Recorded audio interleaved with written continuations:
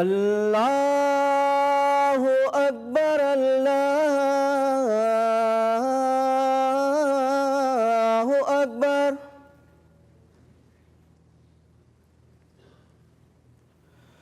الله أكبر الله أكبر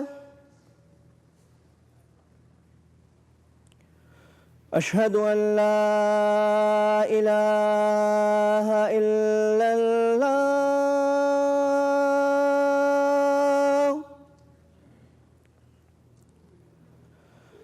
أشهد أن لا إله إلا الله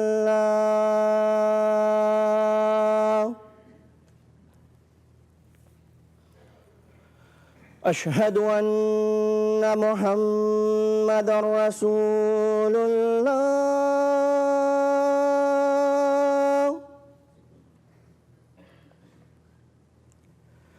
أشهد أن محمدًا رسول الله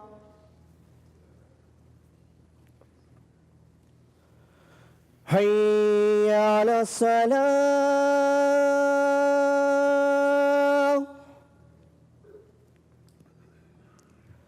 حي على الصلاة حي على الفلاح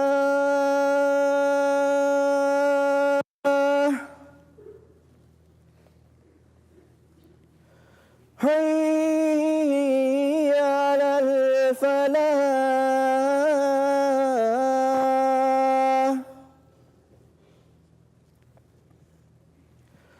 الله أكبر الله أكبر لا إله إلا الله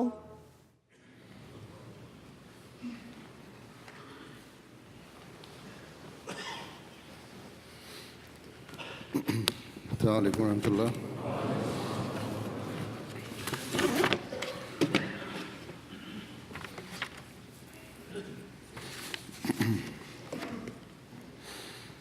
أشهد أن لا إله أشهد أن لا إله إلا الله وحده لا شريك له وأشهد أن محمدًا عبده ورسوله أما بعد فأعوذ بالله من الشيطان الرجيم بسم الله الرحمن الرحيم الحمد لله رب العالمين الرحمن الرحيم مالك يوم الدين إياك نعبد وإياك نستعين اهدنا الصراط المستقيم صراط الذين أنعمت عليهم غير المغضوب عليهم ولا الضالين.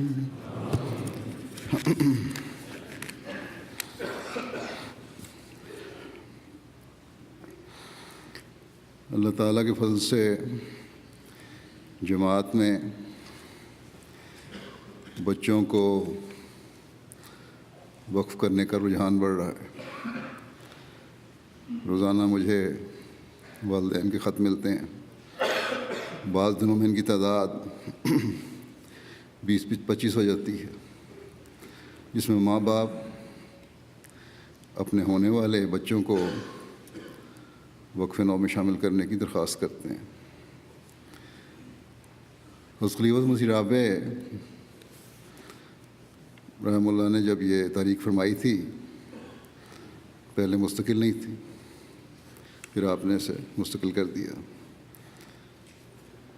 اور جماعت نے بھی، خاص طور پر ماؤں نے اس پر ہر ملک میں لبیک کہا۔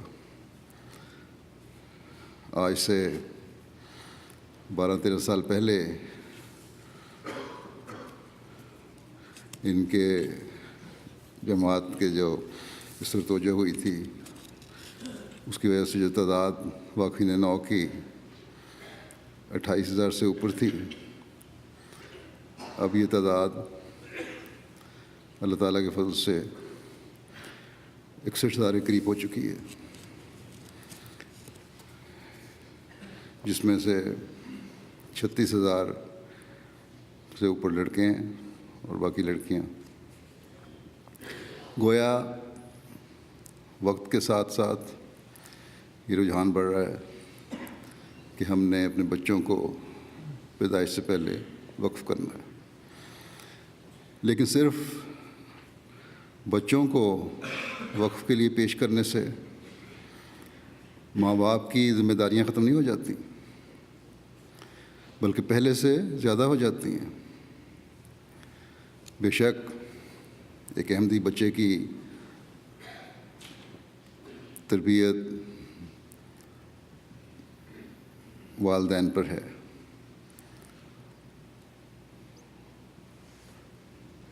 اور والدین اپنے بچے کی بہتری چاہتے ہیں، اس کی دنیاوی تعلیم بھی چاہتے ہیں، تربیت بھی چاہتے ہیں، دینی تعلیم بھی چاہتے ہیں اگر وہ دینی رجحان رکھنے والے والدین ہیں۔ لیکن یہ بھی یاد رکھنا چاہیے کہ ہر بچہ جماعت کی، اور خاص طور پہ وقف نو بچہ جماعت کی امانت ہے ان کے پاس، جس کی تربیت اور اسے جماعت اور معاشرے کا بہترین حصہ بنانا والدین کا فرض ہے۔ لیکن واقفین نو بچوں کی تربیت، ان کی دینی اور دنیاوی تعلیم پر خاص توجہ، اور انہیں بہتر طور پر تیار کر کے جماعت کو دینا، اس لحاظ سے بھی ذمہ داری بن جاتی ہے کہ پیدائش سے پہلے ماں باپ یہ عہد کرتے ہیں کہ ہم جو کچھ بھی ہمارے ہاں پیدا ہونے والا ہے، لڑکا ہے یا لڑکی، اسے خدا کے لیے، اللہ تعالیٰ کے دین کے لیے، حضرت صلی اللہ علیہ وسلم کے غلام صادق کے مشن کی تکمیل کے لیے، جو تکمیل اشاعت ہدایت کا مشن ہے، جو اسلام کی تعلیم کو دنیا میں پھیلانے کا مشن ہے، جو خدا تعالیٰ کا حق ادا کرنے کی طرف دنیا کو توجہ دلانے کا مشن ہے، جو ایک دوسرے کا حق ادا کرنے کی اسلامی تعلیم کے دنیا کے ہر فرد تک پہنچانے کا مشن ہے، اس کے لیے پیش کرتے ہیں۔ بس یہ کوئی معمولی ذمہ داری نہیں ہے جو وقف نو بچوں کے والدین، خاص طور پر ماں اپنے ہونے والے بچے کی پیدائش سے پہلے خدا تعالیٰ کے ساتھ ایک عہد کرتے ہوئے کرتی ہے، پیش کرتی ہے۔ اور خلیفہ وقت کو لکھتے ہیں کہ ہم حضرت مریم کی ماں کی طرح اللہ تعالیٰ سے یہ عہد کرتے ہوئے اپنے بچے کو وقف نو اسکیم میں پیش کر رہے ہیں کہ رب انی نظرت لکا ما فی بطنی محررا فتقبل منی انک انت السمیع العلیم، کہ اے میرے رب، جو کچھ میرے پیٹ میں ہے میں تیرے لیے پیش کر رہی ہوں. یہ تو مجھے نہیں پتہ کہ کیا ہے، لڑکا ہے یا لڑکی، لیکن جو بھی ہے میری خواہش ہے، میری دعا ہے کہ یہ دین کا خادم بنے. وتقبل منی، میری اس خواہش اور دعا کو قبول فرما اور اسے قبول فرما لے. انک انت السمیع العلیم، تو بہت سننے والا اور جاننے والا ہے. بس میری عاجزانہ دعا آپ ہی سن لے. تجھے علم ہے کہ یہ دعا میرے دل کی آواز ہے. یہ ماؤں کی خواہش ہوتی ہے وقت سے پہلے بچے کی، اور ہونی چاہیے ایک احمدی ماں کی، جب وہ اپنے بچے کو وقف نو کے لیے پیش کرتی ہے، اور اس میں باپ بھی شامل ہے. بس جب یہ دعا وقف نو میں شامل کرنے والے بچے کی ماں کرتی ہے تو ان ذمہ داریوں کا بھی احساس رہنا چاہیے جو اس عہد کے نبھانے اور اس دعا کے قبول ہونے کے لیے ماؤں پر بھی اور باپوں پر بھی عائد ہوتی ہیں. وقف نو میں بچہ ماں اور باپ دونوں کی رضامندی سے پیش ہوتا ہے. اللہ تعالیٰ نے یہ دعا قرآن کریم میں محفوظ اس لیے نہیں فرمائی کہ ایک قصہ سنانا مقصود تھا پرانے زمانے کا، بلکہ اللہ تعالیٰ کو یہ دعا اس قدر پسند آئی اور اسے اس لیے محفوظ فرمایا کہ آئندہ آنے والی مائیں بھی یہ دعا کر کے اپنے بچوں کو دین کی خاطر غیر معمولی قربانیاں کرنے والا بنائیں. گو کہ ہر مومن دین کو دنیا پر مقدم کرنے کا عہد کرتا ہے، لیکن وقف کرنے والے ان معیاروں کی انتہاؤں کو چھونے والے ہونے چاہیے. بس جب ابتدا سے مائیں اور باپ اپنے بچوں کے ذہنوں میں ڈالیں گے کہ تم وقف ہو اور ہم نے تمہیں خالصتاً دین کی خدمت کے لیے وقف کیا تھا اور یہی تمہاری زندگی کا مقصد ہونا چاہیے، اور ساتھ ہی دعائیں بھی کر رہے ہوں گے، تو پھر بچے اس سوچ کے ساتھ پروان چڑھیں گے کہ انہوں نے دین کی خدمت کرنی ہے. اس سوچ کے ساتھ پروان نہیں چڑھیں گے کہ ہم نے بزنس مین بننا ہے، ہم نے کھلاڑی بننا ہے، ہم نے فلاں شعبے میں جانا ہے، ہم نے فلاں شعبے میں جانا ہے. بلکہ ان کی طرف سے یہ سوال کیا جائے گا کہ میں وقف نو ہوں، مجھے جماعت بتائے، مجھے خلیفہ وقت بتائے کہ میں کس شعبے میں جاؤں. مجھے اب دنیا سے کوئی غرض نہیں. جو عہد میری ماں نے پیدائش سے پہلے کیا تھا اور جو دعائیں اس نے میری پیدائش سے پہلے مانگی تھیں اور پھر میری تربیت ایسے رنگ میں کی کہ میں دنیا کے بجائے دین کو تلاش کروں، میری خوش قسمتی ہے کہ میری ماں کی دعاؤں کو اللہ تعالیٰ نے سنا اور میری ماں کی کوششوں کو جو اس نے میری تربیت کے لیے کیں اللہ تعالیٰ نے پھل لگایا. اب میں بغیر کسی دنیاوی لالچ اور خواہش کے صرف اور صرف دین کے لیے اپنے آپ کو وقف کرتا ہوں. اس سوچ کا اظہار پہلے تو واقفین نو کو اپنے وقف کی تجدید کرتے ہوئے 15 سال کی عمر میں کرنا ضروری ہے. اس کے لیے میں نے انتظامیہ جو ہے متعلقہ ان کو ہدایت بھی کی ہوئی ہے کہ باقاعدہ تحریری طور پر ان سے لیں کہ وہ وقف کو جاری رکھیں گے یا جاری رکھنا چاہتے ہیں 15 سال کی عمر میں. پھر 20-21 سال کی عمر میں جب پڑھائی سے فارغ ہو جاتے ہیں. ان سب کے لیے ضروری ہے جو جامعہ میں داخل نہیں ہوئے کہ وہ اس بانڈ کو دوبارہ لکھیں. پھر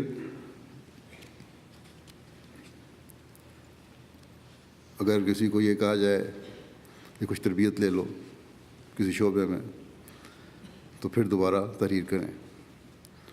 گویا کہ ہر مرحلے پر وقف نو کو خود اپنی دلی خواہش کے مطابق اپنے وقف کو قائم رکھنے کا اظہار کرنا چاہیے.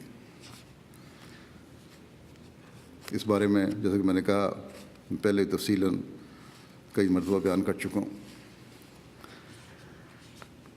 کسی وقف نو بچے کی یہ سوچ نہیں ہونی چاہیے کہ ہم نے اگر وقف کیا تو ہم دنیاوی طور پر کس طرح گزارا کریں گے، یا یہ وسوسہ دل میں پیدا ہو جائے کہ ہم ماں باپ کی مالی خدمت کس طرح کریں گے یا دوسرے طور پر کی خدمت کس طرح کریں گے، جسمانی طور پر. گزشتہ دنوں میری یہاں واقفین نو کے ساتھ کلاس تھی، تو ایک لڑکے نے یہ سوال کیا کہ اگر ہم وقف کر کے جماعت کو ہم وقت اپنی خدمات پیش کر دیں تو ہم اپنے والدین کی مالی یا جسمانی یا عمومی خدمت کس طرح کر سکیں گے. یہ سوال پیدا ہونا اس بات کا اظہار ہے کہ ماں باپ نے بچپن سے اپنے واقفین نو بچوں کے دل میں یہ بات بٹھائی ہی نہیں کہ تمہیں ہم نے وقف کر دیا اور اب تم صرف اور صرف جماعت کی امانت ہمارے پاس ہو، دوسرے بہن بھائی ہماری خدمت کر لیں گے، تم نے صرف اپنے آپ کو خلیفہ وقت کو پیش کر دینا ہے اور اس کے حکموں کے مطابق چلانا ہے. حضرت مریم کی والدہ کی دعا میں جو لفظ محرراً استعمال ہوا ہے اس کا یہی مطلب ہے کہ میں نے اس بچے کو دنیاوی ذمہ داریوں سے بالکل علیحدہ کیا اور میری دعا ہے کہ خالصتاً دین کی ذمہ داری ہی اس کی ترجیح ہو جائے. بس ان ماؤں اور باپوں سے سب سے پہلے تو میں یہ کہنا چاہتا ہوں کہ وقف نو کا صرف نام ہونا ہی کافی نہیں ہے، بلکہ وقف تو ایک اہم ذمہ داری ہے. ایک وقف نو کے جوانی تک پہنچنے تک ماں باپ کی اور اس کے بعد خود اس کی اپنی یہ ذمہ داری بن جاتی ہے. بعض لڑکے لڑکیاں جنہوں نے دنیاوی تعلیم حاصل کی ہے بظاہر بڑا جوش دکھاتے ہیں، اپنی خدمات پیش کر دیتے ہیں، لیکن بعد میں ایسی مثالیں بھی سامنے آئیں اس لیے چھوڑ جاتے ہیں کہ جماعت جو الاؤنس دیتی ہے اس میں ان کا گزارا نہیں ہوتا. جب ایک بڑا مقصد حاصل کرنا ہے تو تنگی اور قربانی تو کرنی پڑتی ہے. بس اگر بچپن سے یہ بات واقفین کے دماغوں میں بٹھا دی جائے کہ وقف زندگی سے کوئی بڑی چیز نہیں ہے، دنیاوی طور پر دوسرے کی طرف دیکھنے کے بجائے یہ سوچنے کے بجائے کہ میرا فلاں کلاس فیلو میری جتنی تعلیم حاصل کر کے لاکھوں کما رہا ہے اور میں ایک مہینہ بھی اس کے ایک دن کی آمد کے جتنا نہیں کما رہا، یہ سوچ ہونی چاہیے کہ جو مقام مجھے خدا تعالیٰ نے دیا ہے وہ دنیاوی مال سے بہت بڑھ کر ہے.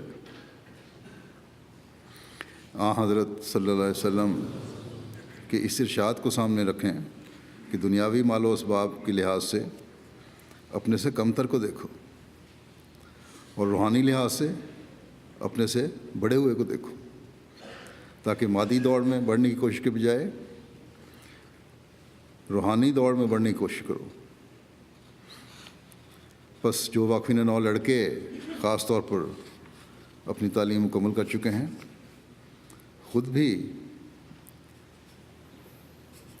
اپنی ظاہری اور مالی حالت کی بہتری کے بجائے روحانی حالت میں بہتری کی کوشش کریں۔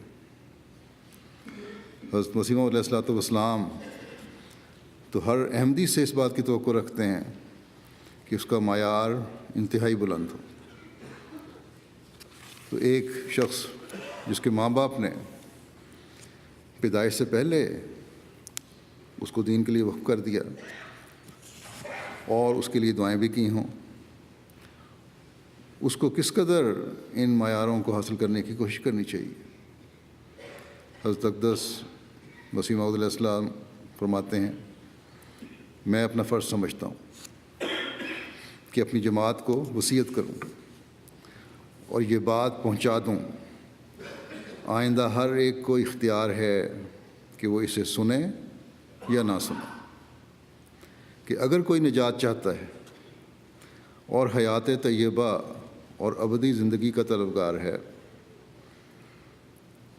تو وہ اللہ تعالیٰ کے لیے اپنی زندگی وقف کرے، اور ہر ایک اس کوشش اور فکر میں لگ جاوے کہ وہ اس درجے اور مرتبے کو حاصل کرے کہ کہہ سکے کہ میری زندگی، میری موت، میری قربانیاں، میری نمازیں اللہ ہی کے لیے ہیں، اور حضرت ابراہیم کی طرح اس کی روح بول اٹھے، اسلمت لرب العالمین، کہ میں تو اپنے رب کا فرمانبردار ہو چکا ہوں۔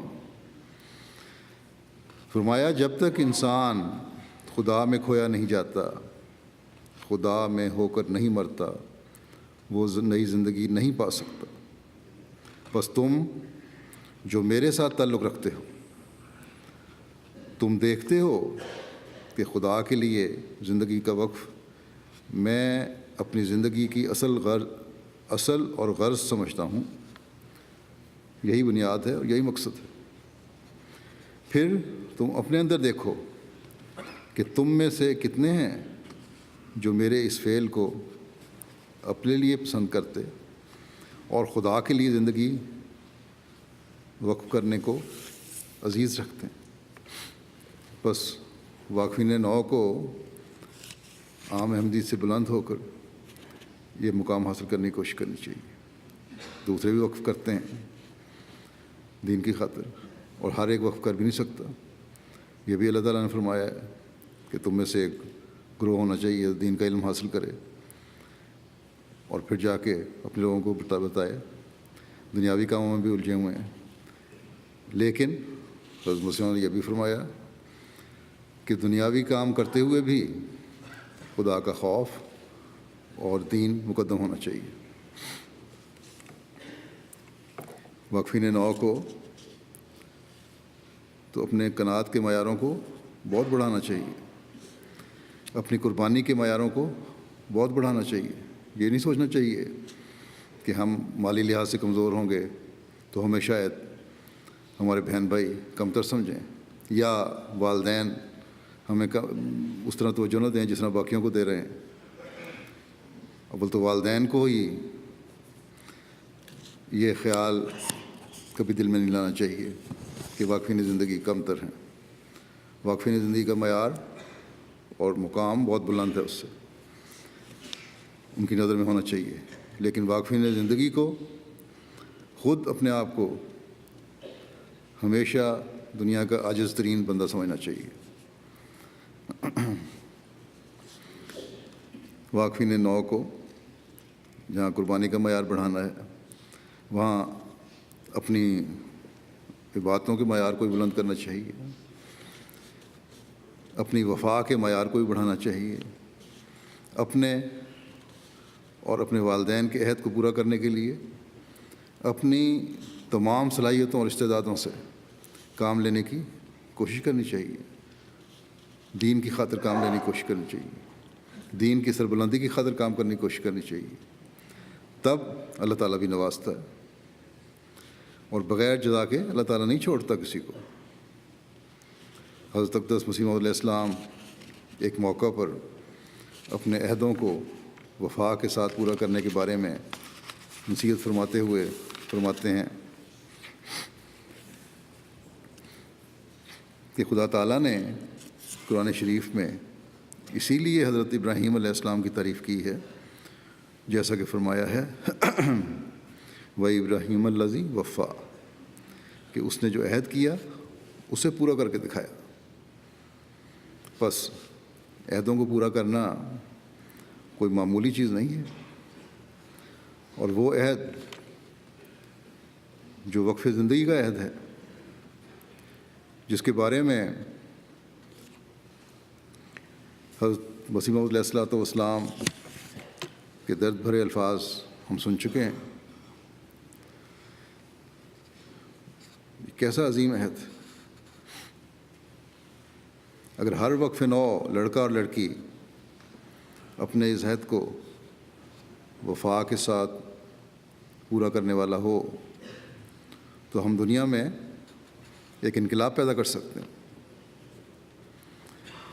بعض نوجوان جوڑے میرے پاس آتے ہیں، کہتے ہیں کہ میں بھی وقف نو ہوں، میری بیوی وقف نو ہے، میرا بچہ بھی وقف نو ہے، یا ماں کہے گی کہ میں وقف نو ہوں، باپ کہے گا میں وقف نو ہوں، اور میرا بچہ وقف نو ہے۔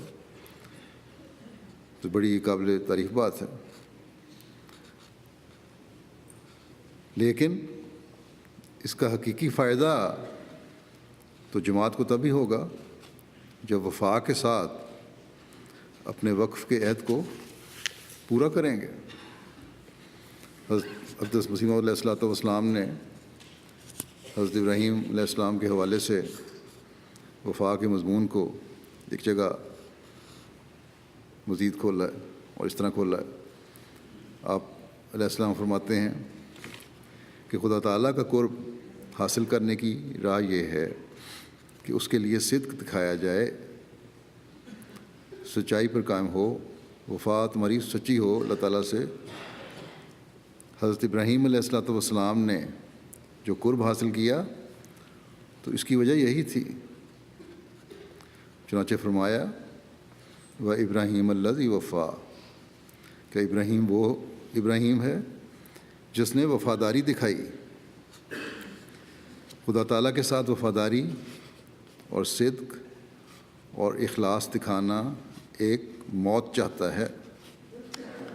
جب تک انسان دنیا اور اس کی ساری لذتوں اور شوقتوں پر پانی پھیر دینے کو تیار نہ ہو جاوے، اور ہر ذلت اور سختی اور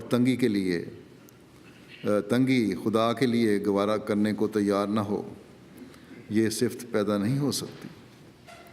بت پرستی یہی نہیں کہ انسان کسی درخت یا پتھر کی پرستش کرے، بلکہ ہر ایک چیز جو اللہ تعالیٰ کے قرب سے روکتی اور اس پر مقدم ہوتی ہے وہ بت ہے، اور اس قدر بت انسان اپنے اندر رکھتا ہے کہ اس کو پتہ نہیں لگتا کہ میں بت پرستی کر رہا ہوں۔ کہیں آج کل کے زمانے میں ڈرامے بت بن گئے ہیں، کہیں انٹرنیٹ بت بن گیا ہے، کہیں دنیا کمانا بت بن گیا ہے، کہیں اور خواہشات بت بن گئی ہیں۔ پر آپ نے فرمایا کہ انسان کو پتہ ہی نہیں لگتا کہ میں بت پرستی کر رہا ہوں، اور وہ کر رہا ہوتا ہے اندر ہی اندر۔ پس فرمایا کہ پس جب تک خالص خدا تعالیٰ ہی کے لیے نہیں ہو جاتا اور اس کی راہ میں ہر مصیبت برداشت کرنے کے لیے تیار نہیں ہو جاتا، ہوتا صدق اور اخلاص کا رنگ پیدا ہونا مشکل ہے۔ ابراہیم علیہ السلام کو جو یہ خطاب ملا، فرمایا کہ ابراہیم علیہ السلام کو جو یہ خطاب ملا یہ یوں ہی مل گیا تھا؟ نہیں، ابراہیم الذی وفا کی آواز اس وقت آئی جب وہ بیٹے کی قربانی کے لیے تیار ہو گیا۔ اللہ تعالیٰ عمل کو چاہتا ہے اور عمل ہی سے راضی ہوتا ہے، اور عمل دکھ سے آتا ہے، عمل دکھ سے آتا ہے، یعنی انسان کو جو نیک اعمال ہیں ان کے بجا لانے کے لیے اور اللہ تعالیٰ کو راضی کرنے والے اعمال کے لیے قربانی کرنی پڑتی ہے، اپنے آپ کو تکلیف اور دکھ میں ڈالنا پڑتا ہے۔ لیکن جب انسان، فرمایا دکھ میں ہمیشہ رہتا نہیں انسان، عمل میں کرنے میں بے شک دکھ ہے لیکن دکھ میں ہمیشہ نہیں رہتا انسان۔ فرمایا کہ لیکن جب انسان خدا کے لیے دکھ اٹھانے کو تیار ہو جاوے تو خدا تعالیٰ اس کو دکھ میں بھی نہیں ڈالتا۔ ابراہیم علیہ السلام نے جب اللہ تعالیٰ کے حکم کی تعمیل کے لیے اپنے بیٹے کو قربان کر دینا چاہا اور پوری تیاری کر لی تو اللہ تعالیٰ نے اس کے بیٹے کو بچا لیا، بیٹے کی جان بھی بچ گئی، اور باپ کو بیٹے کی قربانی کی وجہ سے دکھ ہونا تھا، وہ اس دکھ سے بھی نجات ہو گئی۔ فرمایا کہ وہ آگ میں ڈالے گئے حضرت ابراہیم علیہ السلام، لیکن آگ ان پر کوئی اثر نہ کر سکی۔ اللہ تعالیٰ کی راہ میں تکلیف اٹھانے کو تیار ہو جاوے، فرماتے ہیں کہ اللہ تعالیٰ کی راہ میں تکلیف اٹھانے کو تیار ہو جاوے اگر انسان، تو خدا تعالیٰ تکالیف سے بچا لیتا ہے۔ بس یہ وہ معیار ہے اللہ تعالیٰ کا پیار جذب کرنے کے لیے اور اس کے فضلوں کو حاصل کرنے کے لیے جو حضرت مسیح موعود علیہ الصلوۃ والسلام نے ہمارے سامنے پیش فرمایا، اور ہم سے اس کے حصول کی توقع رکھی ہے۔ یہ معیار نہ صرف ہر واقف نو کو حاصل کرنے کی کوشش کرنی چاہیے بلکہ ہر واقف زندگی کو یاد رکھنا چاہیے کہ جب تک قربانیوں کے معیار نہیں بڑھیں گے ہمارے وقف زندگی کے دعوے سطحی دعوے ہوں گے۔ بعض مائیں کہہ دیتی ہیں ہم کینیڈا آ گئے ہیں، ہمارا بیٹا پاکستان میں مربی ہے یا وقف زندگی ہے، اسے بھی یہاں بلا لیں اور یہیں اس کی ڈیوٹی لگا دیں، جو ہمارے پاس آ جائے۔ جب وقف کر دیا تو پھر مطالبے کیسے؟ پھر یہ خواہشیں کیسی؟ خواہشیں تو ختم ہو گئیں۔ جیسا کہ میں نے کہا کہ واقفین نو میں شامل کرنے کا رجحان بڑھ رہا ہے، یہ بڑی اچھی بات ہے۔ تو اس رجحان کو اللہ تعالیٰ کے لیے خالص کرتے ہوئے بڑھائیں، نہ کہ حالات کے بدلنے سے اپنے عہدوں کو کمزور کرنے والے یا توڑنے والے بن جائیں۔ حضرت صاحب نے فرمایا کہ بغیر دکھ کے، بغیر تکلیف کے قربانی نہیں ہو سکتی۔ حالات اگر بدلے ہیں تو اس کو برداشت کرنا ہے ہم نے، خاص طور پر انہوں نے جنہوں نے اپنے آپ کو وقف کے لیے پیش کیا، یا جن کے ماں باپ نے اپنے بچوں کو پیش کیا اور پھر انہوں نے اس کی تجدید کی کہ ہم اپنے عہد جاری رکھیں گے۔ جیسا کہ حضرت مسیح علیہ السلام نے فرمایا ہے کہ جب انسان خدا کے لیے ہر قربانی کے لیے تیار ہو جاتا ہے تو پھر اللہ تعالیٰ نوازتا ہے، اللہ تعالیٰ نہیں چھوڑتا اور بے انتہا نوازتا ہے۔ اللہ تعالیٰ کرے کہ تمام واقفین نو بھی اور ان کے ماں باپ بھی وقف کی حقیقت کو سمجھتے ہوئے اپنے عہدوں کو پورا کرنے والے ہوں اور اپنی وفاؤں کے معیاروں کو بلند سے بلند تر کرتے چلے جانے والے ہوں۔ مختصراً بعض انتظامی باتوں اور واقفین کے لیے الہی عمل کی طرف بھی توجہ دلانا چاہتا ہوں۔ بعض لوگ سوال اٹھاتے ہیں، بعض واقفین نو کے ذہنوں میں غلط فہمیاں ہیں کہ وقف نو ہو کر ان کو کوئی ان کی علیحدہ ایک شناخت بن گئی ہے، شناخت تو بے شک بن گئی ہے، لیکن اس شناخت کے ساتھ ان کا غیر معمولی طور پر ان سے سلوک، امتیازی سلوک نہیں ہوگا، بلکہ اس شناخت کے ساتھ ان کو اپنی قربانیوں کے معیار بڑھانے ہوں گے۔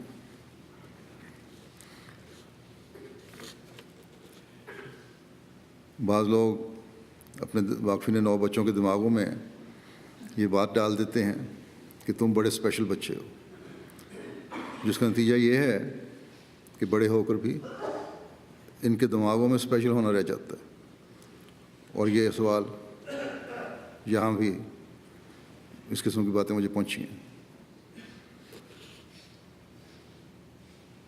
وہ وقف کی حقیقت کو پیچھے کر دیتے ہیں اور وقف نو کے ٹائٹل کو اپنی زندگی کا مقصد سمجھ لیتے ہیں کہ ہم اسپیشل ہو گئے۔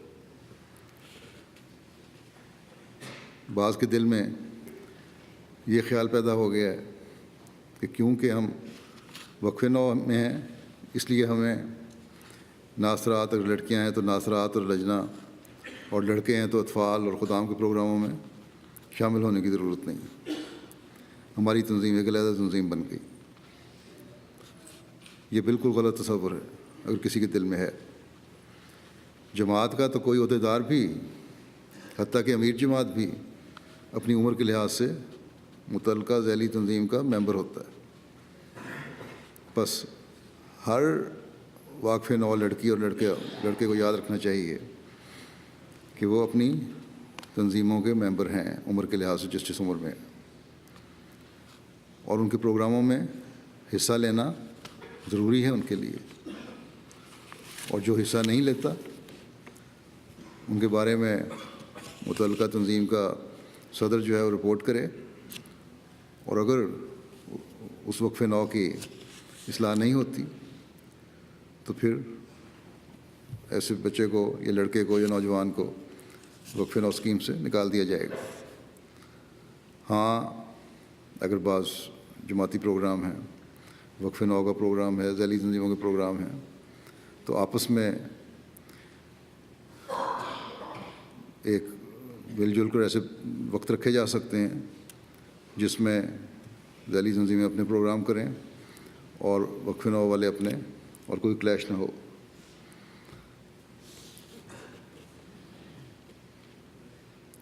بس اس بات کا خاص خیال رکھنا چاہیے۔ وقف نو میں نے جس طرح کہا بڑے اسپیشل ہیں، لیکن اسپیشل ہونے کے لیے ان کو ثابت کرنا ہوگا۔ کیا ثابت کرنا ہوگا؟ کہ وہ خدا تعالیٰ سے تعلق میں دوسروں سے بڑے ہوئے ہیں، تب وہ اسپیشل کہلائیں گے۔ ان میں خوف خدا دوسروں سے زیادہ ہے، تب وہ اسپیشل کہلائیں گے۔ ان کی عبادتوں کے معیار دوسروں سے بہت بلند ہیں، تب وہ اسپیشل کہلائیں گے۔ وہ فرض نمازوں کے ساتھ نوافل بھی ادا کرنے والے ہیں، تب وہ اسپیشل کہلائیں گے۔ ان کے عمومی اخلاق کا معیار انتہائی اعلیٰ درجے کا ہے، یہ ایک نشانی ہے اسپیشل ہونے کی۔ ان کی بول چال، بات چیت میں دوسروں کے مقابلے میں بہت فرق ہے۔ ایک واضح پتہ لگتا ہے کہ خالص تربیت یافتہ اور دین کو دنیا پر ہر حالت میں مقدم کرنے والا شخص ہے، تب اسپیشل ہوں گے۔ لڑکیاں ہیں تو ان کا لباس اور پردہ صحیح اسلامی تعلیم کا نمونہ ہے، جسے دوسرے لوگ دیکھ کر بھی رشک کرنے والے ہوں اور یہ کہنے والے ہوں کہ واقعی اس ماحول میں رہتے ہوئے بھی ان کے لباس اور پردہ ایک غیر معمولی نمونہ ہے، تب اسپیشل ہوں گی۔ لڑکے ہیں تو ان کی نظریں حیا کی وجہ سے نیچے جھکی ہوئی ہوں، نہ کہ ادھر ادھر غلط کاموں کی طرف دیکھنے والی، تب اسپیشل ہوں گے۔ انٹرنیٹ اور دوسری چیزوں پر لغویات دیکھنے کے بجائے وہ وقت دین کا علم حاصل کرنے کے لیے صرف کرنے والے ہوں تو تب اسپیشل ہوں گے۔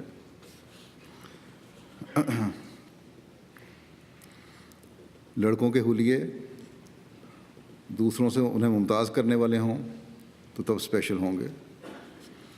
روزانہ قرآن کریم کی تلاوت کرنے والے اور اس کے احکامات کی تلاش کر کے اس پر عمل کرنے والے ہوں لڑکے اور لڑکیاں وقف نو کے، تو پھر اسپیشل کہلا سکتے ہیں۔ ذیلی تنظیموں اور جماعتی پروگراموں میں دوسروں سے بڑھ کر اور باقاعدہ حصہ لینے والے ہیں تو پھر اسپیشل ہیں. والدین کے ساتھ حسن سلوک اور ان کے لیے دعاؤں میں اپنے دوسرے بہن بھائیوں سے بڑے ہوئے ہیں تو یہ خصوصیت ہے. رشتوں کے وقت لڑکے بھی اور لڑکیاں بھی دنیا دیکھنے کے بجائے دین دیکھنے والے ہیں اور پھر رشتے نبھانے والے بھی ہیں تو تب کہہ سکتے ہیں کہ ہم خالصتاً دین پر عمل کرنے کی دینی ہدایات پر عمل کرتے ہوئے اپنے رشتے نبھانے والے ہیں تو اسپیشل کہلائیں گے. ان میں برداشت کا مادہ دوسروں سے زیادہ ہے. لڑائی جھگڑا اور فتنہ فساد کی صورت میں اس سے بچنے والے ہیں بلکہ صلح کروانے والے ہیں تو اسپیشل ہیں. تبلیغ کے میدان میں سب سے آگے آ کر اس فریضے کو سر انجام دینے والے ہیں تب اسپیشل ہیں. خلافت کی اطاعت اور اس کے فیصلوں پر عمل میں صف اول میں ہیں تو اسپیشل ہیں. دوسروں سے زیادہ سخت جان اور قربانیاں کرنے والے ہیں تو بالکل اسپیشل ہیں. عاجزی اور بے نفسی میں سب سے بڑے ہوئے ہیں. تکبر سے نفرت اور اس کے خلاف جہاد کرنے والے ہیں تو بڑے اسپیشل ہیں.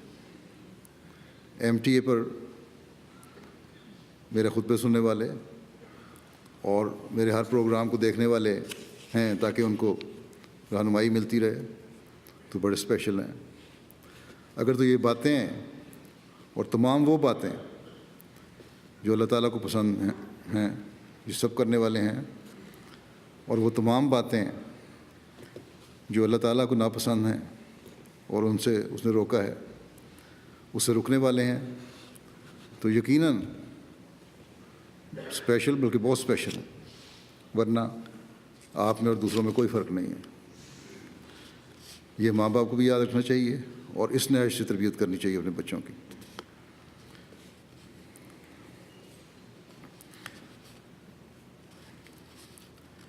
کیونکہ اگر یہ چیزیں ہیں تو اس وقت دنیا میں انقلاب لانے کا ذریعہ آپ کو اللہ تعالیٰ نے بنایا ہے. اگر یہ نہیں اور اس وجہ سے دنیا آپ کے نمونے پر کو دیکھنے والی نہیں تو اسپیشل کیا اپنے عہدوں کو پورا نہ کرنے کے اور اپنی وفا کے معیار پر پورا نہ اترنے کی وجہ سے بے وفاؤں اور بد عہدوں میں اللہ تعالیٰ کے نزدیک شمار ہوں گے. بس تربیت کے دور میں سے گزارتے وقت ماں باپ اس بات کے ذمہ دار ہیں کہ اس لحاظ سے انہیں اسپیشل بنائیں اور بڑے ہو کر یہ واقفین نو خود اس اسپیشل ہونے کے معیار کو حاصل کریں. جیسے میں نے کہا تھا کہ دینی تعلیم کے دوران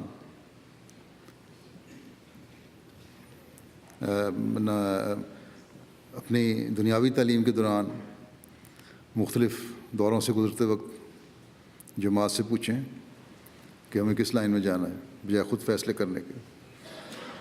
لائن منتخب کرنے کے بارے میں واقفین نو لڑکے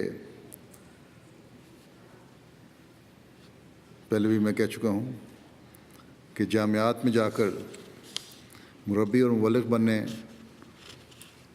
کو پہلی ترجیح دیں. اس وقت اس کی ضرورت ہے. جماعت پھیل رہی ہے اللہ تعالیٰ کے فضل سے. نہ صرف ان ملکوں میں نئی جماعتیں قائم ہو رہی ہیں جہاں جماعت کے قیام کو لمبا عرصہ گزر گیا ہے بلکہ نئے نئے ممالک بھی اللہ تعالیٰ جماعت کو عطا فرما رہا ہے اور وہاں جماعتیں قائم ہو رہی ہیں. اور ہمیں ہر ملک میں بے شمار مربیان اور مبلغین چاہیے. پھر ہمارے ہسپتالوں کے لیے ڈاکٹروں کی ضرورت ہے. پاکستان میں ربوہ میں بہت سے ڈاکٹروں کی جو مختلف شعبوں کے ماہر ہوں ان کی ضرورت ہے. قادیان میں ہسپتال میں ڈاکٹروں کی ضرورت ہے. اگر یہاں سے نہیں بھی جا سکتے دنیا والے سن رہے ہیں خطبہ میرا اپنے اپنے ملکوں میں واقفین اس طرح توجہ دیں، اور ماہرین ڈاکٹروں کی ضرورت ہے۔ بہت بڑا خلا ہے کہ ہمارے پاس ماہرین ڈاکٹر کم ہیں۔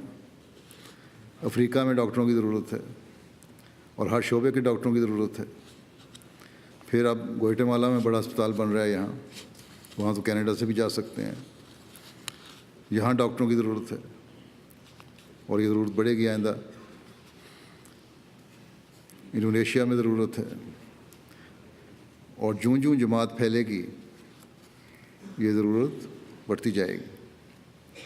اس لیے اسپیشلائز کر کے ان ممالک سے اعلیٰ تعلیم حاصل کر کے اور تجربہ لے کر واقفین نو بچوں کو ڈاکٹر جو بن رہے ہیں ان کو آگے آنا چاہیے، اور جو جن ملکوں میں جانا آسان ہے وہاں جانا چاہیے، پیش کریں پھر جماعت بھیج دے گی۔ اسی طرح اسکولوں کے لیے ٹیچرز کی ضرورت ہے۔ ڈاکٹرز اور ٹیچرز کے لیے تو لڑکیاں اور لڑکے دونوں ہی کام آ سکتے ہیں، اس لیے اس طرف توجہ کریں۔ کچھ آرکیٹیکٹ اور انجینئرز بھی چاہیے جو تعمیرات کے شعبے کے ماہر ہوں، تاکہ مساجد، مشن ہاؤسز، اسکول، ہسپتال وغیرہ کی تعمیر کے کاموں میں صحیح نگرانی کر کے اور پلاننگ کر کے جماعتی اموال کو بچایا جا سکے، کم پیسے میں زیادہ بہتر سہولت مہیا کی جا سکے۔ پھر پیرامیڈیکل سٹاف بھی چاہیے، اس میں بھی آنا چاہیے۔ یہ تو وہ چند بعض اہم شعبے ہیں جن کی جماعت کو فی الحال ضرورت ہے۔ آئندہ ضروریات حالات کے مطابق بدلتی بھی رہیں گی۔ بعض واقفین نو کی اپنی دلچسپی بھی بعض مضامین میں زیادہ ہوتی ہے، اور جو میرے سے پوچھتے ہیں تو میں ان کی دلچسپی دیکھتے ہوئے ان کو اجازت بھی دے دیتا ہوں وہ پڑھیں۔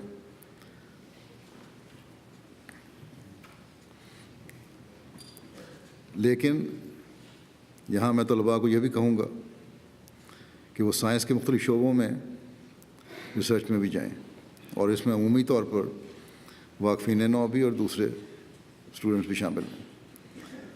سائنس کے مختلف شعبہ جات کی ریسرچ میں ہمارے بہترین سائنسدان پیدا ہو جائیں تو آئندہ جہاں دین کا علم دینے والے احمدی ہوں گے اور دنیا دین سیکھنے کے لیے آپ کی محتاج ہوگی، وہاں دنیاوی علم دینے والے بھی احمدی مسلمان ہوں گے اور دنیا آپ کی محتاج ہوگی۔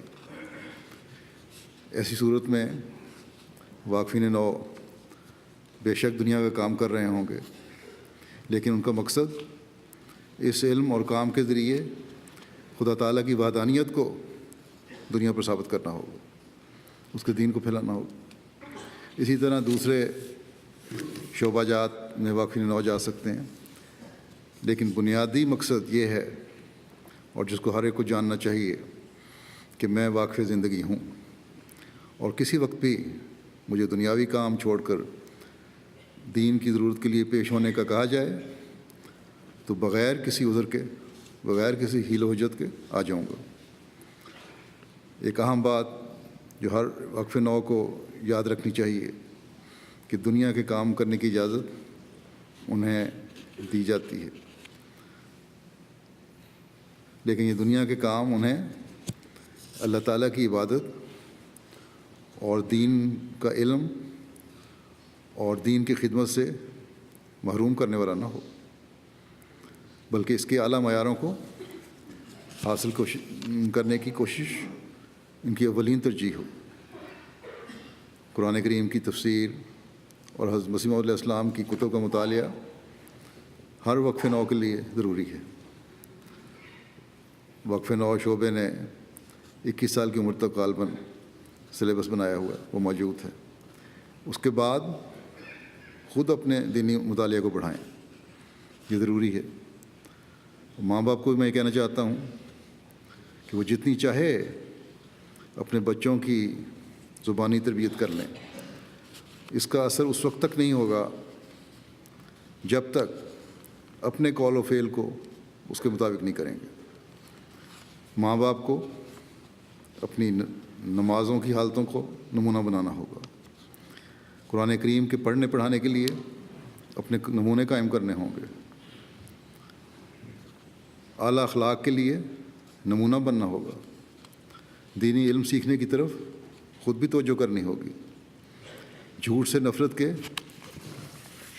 اعلیٰ نمونے قائم کرنے ہوں گے، گھروں میں باوجود اس کے کہ بعض کو کسی عہدیدار سے تکلیف پہنچی ہو، نظام کے خلاف یا عہدیداروں کے خلاف بولنے سے پرہیز کرنا ہوگا۔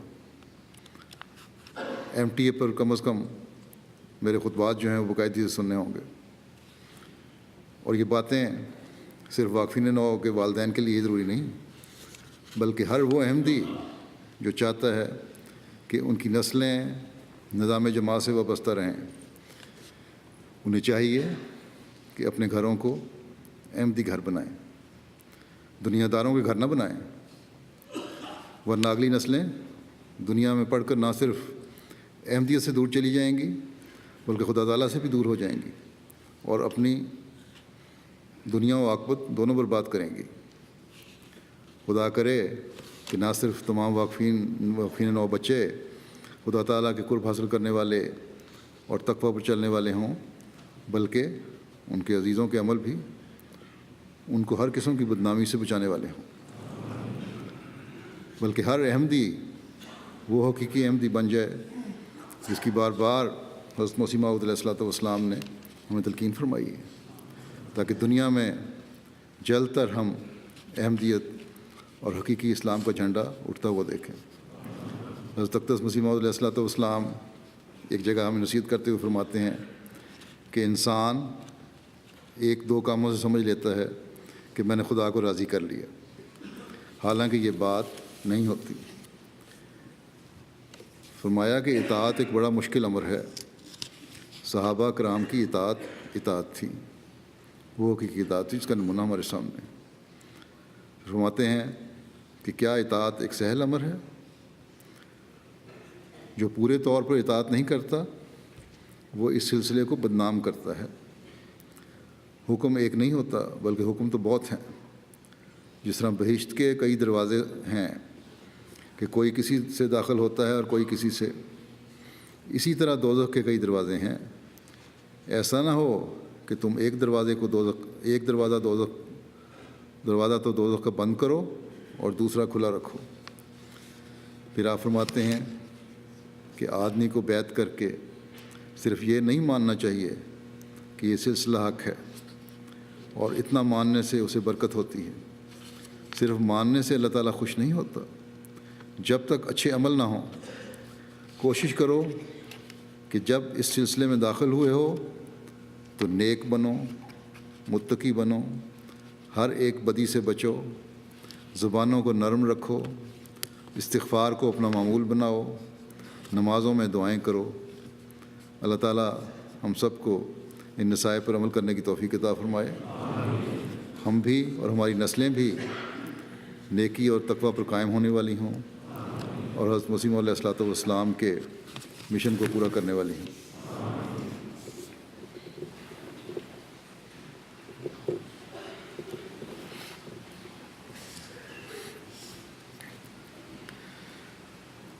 الحمد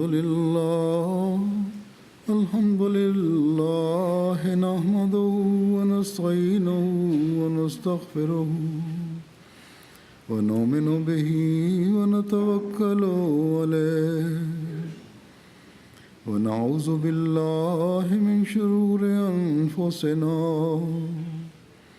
ومن سيئات أعمالنا،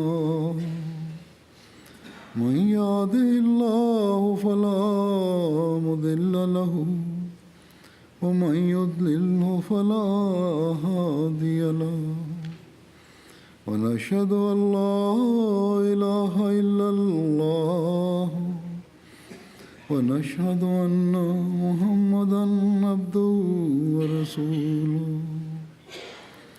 عباد الله رحمكم الله، إن الله يأمر بالعدل والإحسان وإيتاء ذي القربى